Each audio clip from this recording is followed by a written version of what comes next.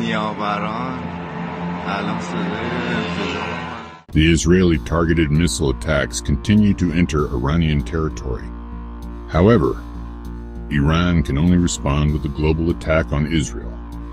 In fact, the West Asian region has been afraid of this happening for the past 10 years, namely direct war.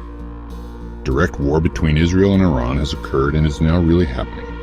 After Israel advanced to attack Lebanon, attacked the high-ranking Hezbollah, then entered Syria to destroy all Syrian military bases, especially the Air Force military bases. It didn't take long. Israel will definitely attack Iran. And for that, Israel doesn't need to enter Iraq. From the two regions, Lebanon and Syria, Israel can already safely carry out refueling maneuvers in the area in Syrian territory to be able to attack Iran at any time in the capacity of its fighter jets. In other words, Israeli fighter jets can fly freely to Iranian airspace. However, Iran can only send missiles and drones to Israel without being able to send its 500 fighter jets because they will definitely run out of fuel on the way home. We know that in the end, open war between the two will occur, no longer using proxies. What is certain is that innocent people are the biggest victims this time because they also attack civilian areas. Iran, which retaliated against Israel, which killed 3 leaders of the Revolutionary Guards targeted at their respective homes until today. The 5th day is still being attacked every day, where Iran retaliated by launching more than 400 long-range missiles into Israel and also sending hundreds of drones. At least hundreds of long-range missiles are launched every day. The target of Iran's attack is the western region of Israel and the northern region, such as the port city of Haifa, which is the entry point for 30% of Israel's imports. The telephone of the administrative capital of Israel was hit all the way to the residents' homes.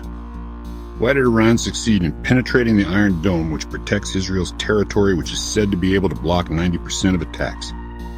Iran uses small but numerous drones so that the blocking rockets target the drones first so that Iranian air missiles can enter. And it turns out that this is effective on the Israeli side.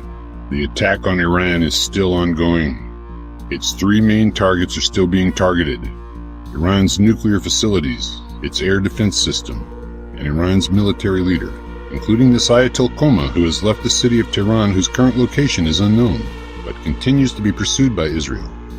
Israel, which has successfully destroyed Iran's air defenses, has become very free for its jet fighters, missiles, and drones to enter, although not just any target, aka targeted very precisely at the 3 targets targeted by Israel. And for Iran's top military commander, his house where he lives is taught to bomb Israel, not just his office or headquarters. The 3rd and 4th days since the war was launched, Israel continued to send 50 of its fighter jets per day, which continued to hit 100s of targets per day in Iran.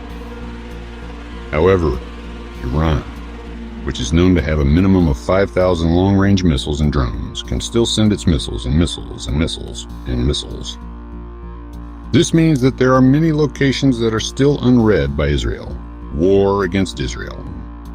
Iran can still be 2 more months with hundreds of missiles and drones sent every day in the future.